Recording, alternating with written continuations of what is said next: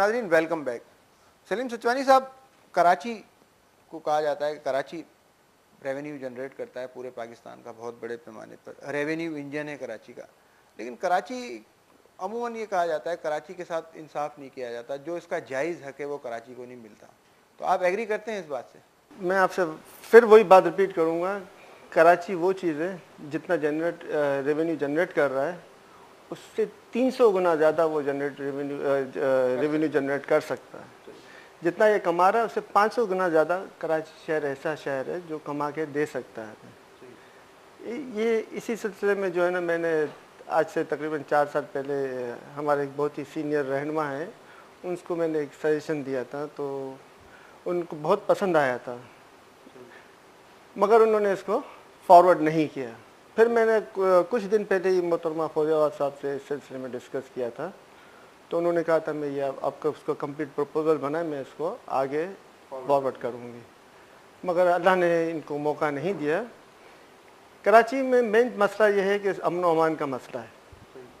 अब थोड़ा कुछ होता है कराची में, सारी इंडस्ट्रियाँ डिस्टर्ब हो जाती हैं।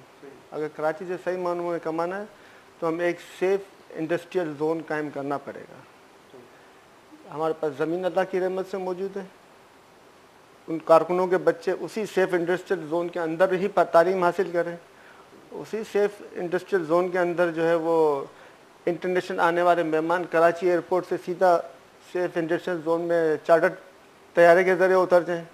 इनको एक सेपरेट माहौल मिले जहाँ गैर ज़रूरी लोग, फालतू लोग जिनका कोई वास्ता नहीं है काम से, जिनका कोई वास्ता नहीं है इंडस्ट्री, तो उसके अंदर इनकी एंट्री नहीं होनी चाहिए। यहाँ से सनतों से सीधा रोड जाए डीप सी पोर्ट तक, टाइम बचे, वक्त बचे, वहाँ पे इलेक्ट्रिसिटी मुहैया की जाए। इनको ऐलान कर दिया जाए भाई इस सेफ इंडस्ट्रियल जोन में, अगर ऐलान आज किया जाता है कि भाई आप इतने जो है ना वो साल के बिजली का बिल आप एडवांस पे कर दें, मतलब 5 साल का, तो हम आपको 5 साल फ्री देंगे। पैकेजेस बनाए जाएं, 5 साल हम आपको बिजली फ्री देंगे। हमें कुछ कहीं से कर्जा लेने की ज़रूरत नहीं पड़ेगी, हमारे इंडस्ट्रीज खुद ही जो है ना वो डॉलर्स में हमें बिजली के बिल मुहैया करेंगे, और उसी से हम जो है वो एक छोटा सा इनके लिए प्लांट कायम कर सकते हैं। जैसे कैनुक 1 तो ऑलरेडी वो साइट एरिया पे मौजूद है, उससे कैनुक 2 कायम कर सकते हैं, और कैनुक 2 कायम करके उनको बिजली मुहैया कर सकते हैं सस्ते दामों में, ताकि वो भी मार्केट के अंदर कंपटीशन दे सकें। वहीं पे तालीम का बंदोबस्त किया जाए, जो मजदूर लेबर वहाँ काम करती है उनको सस्ती तालीम का बंदोबस्त किया जाए, उनके लिए सस्ते हॉस्टल्स कायम किए जाए। उसके लिए गवर्नमेंट को कुछ नहीं करनी पड़ेगी, यही इंडस्ट्रियलिस्ट करेगा। गवर्नमेंट का खर्चा नहीं हो, गवर्नमेंट को तो रेवेन्यू आएगा। जब उनकी एक्सपोर्ट बढ़ेगी तो फॉरेन करेंसी हमारे ही पास आएगी, हमें ही बेनिफिट पहुंचेगा। ये जो आज टेक्सटाइल 10-15 अरब डॉलर की वो कर रही है, यही टेक्सटाइल जो हमारी 40-50 अरब डॉलर की एक्सपोर्ट करके देगी। इसके अलावा दीगर सनतें हैं वो भी हमें अच्छा एक्सपोर्ट मुहैया करेंगी। फर्क सिर्फ ये कि हम कुछ दें तो कुछ मिलेगा, और हम कुछ नहीं दे सकते तो कम से कम फैसिलिटेट दें। पैसा भी वो खुद ही लगाएंगे, मगर हम फैसिलिटेट तो करें इनको। चलिए, तो कराची का सबसे बड़ा मसला क्या समझते हैं आप? Load shedding, law and order, बेरोजगारी, क्या है कराची का मसला आपके ख्याल में बड़ा इस वक्त? आप क्या समझते हैं? तवानाई की कमी, लोड शेडिंग, तवानाई की कमी, जिसके लिए आज से 35 से तकरीबन मेरे 35 ईयर्स हो गए मेरे ख्याल से, 75 में भुट्टो साहब ने किया था। 35 के अंदर उन्होंने इस मसले के लिए उन्होंने किया था। 35 साल कब? 35 साल कब, जब हम छोटे छोटे थे। आज एक नस्ल हम पीछे हो गए। यानी उन्होंने उस दौर में सोचा था कि इस मुल्क को तवानाई की ज़रूरत पड़ेगी आगे जाके शदीद, और आज हम एक नस्ल पीछे हो गए और वहीं पे खड़े, बल्कि उससे बदतर हो गए। उस दौर से आज हमारे बदतर हालत है।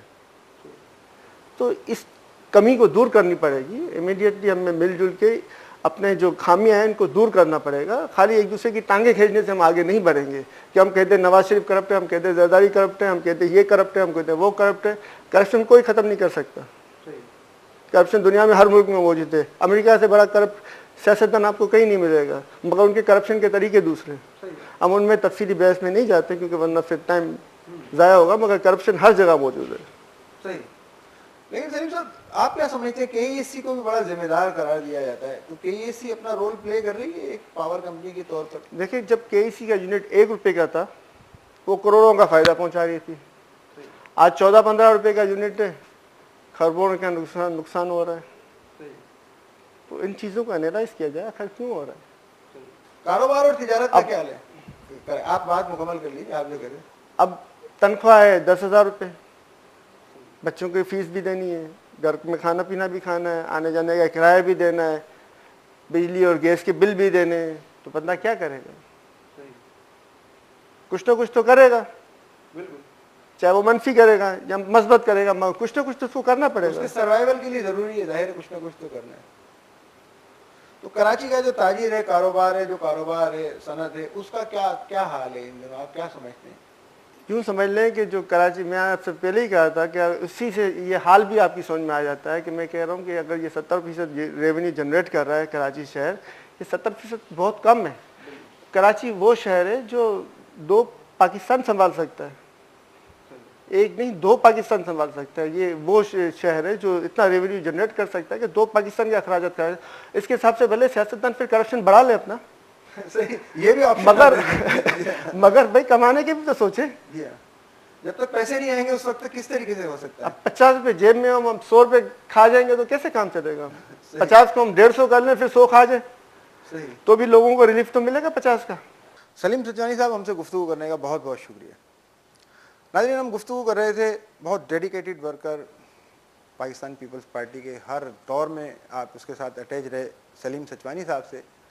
सलीम सचवानी साहब हमें गुफ्तगू में बड़े ऑप्टिमिस्टिक नज़र आए पाकिस्तान पीपल्स पार्टी के फ्यूचर से, और आप ये समझते हैं जो रेवोल्यूशन आना है, चाहे वो टेक्नोलॉजी का हो, इंडस्ट्रियल हो या ज़राअतकारी में हो, वो पीपल्स पार्टी ला सकती है, दूसरी ऐसी कोई सियासी जमात उनको नज़र नहीं आती। कराची के हवाले से भी आपका कहना है कि कराची में बहुत ज़्यादा पोटेंशियल मौजूद है, लेकिन उसको एक्सप्लोर करने की ज़रूरत है।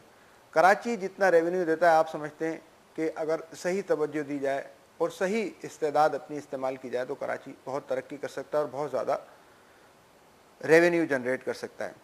तो हमें तवक्को है कि आपने जिन नए ख्यालात का इज़हार किया, जो मुस्बत आपने बातें की, अल्लाह करे ऐसा ही हो, और पाकिस्तान पीपल्स पार्टी पर जो इल्ज़ामात आजकल लगे हैं, जो ज़ेर अताब आई हुई इसकी क़यादत पर, वो उसकी नफ़ी हो सके और सही मानों में एक जो रूलिंग पार्टी है उस हैसियत से वो डिलीवर कर सके।